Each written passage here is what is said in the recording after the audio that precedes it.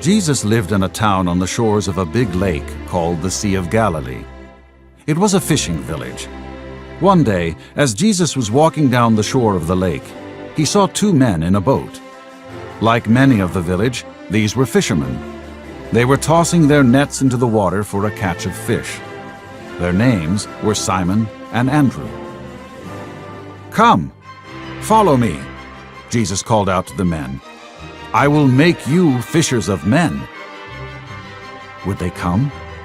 Would they really leave their nets, their boat, and maybe the fish they just caught? Didn't they have jobs, goals, dreams?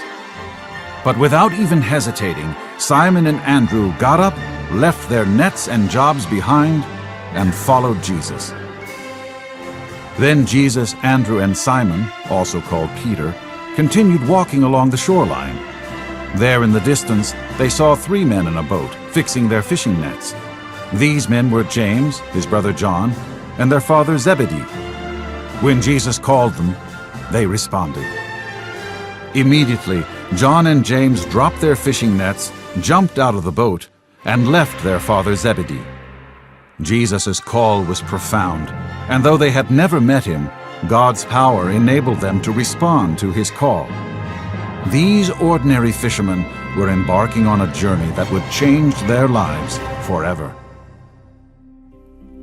Jesus could have called any person of stature or leadership, but instead he called lowly fishermen. He knew that God's power would be greatly displayed in these ordinary men.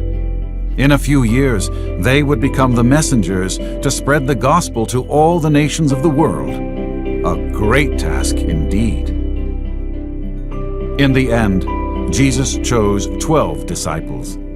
These men would be scholars, learning from Jesus for the next 3 years. He would teach them about God, obedience, and love. He would explain to them why his coming was so important. Their sole aim would be to proclaim Jesus as the Messiah, him crucified and resurrected.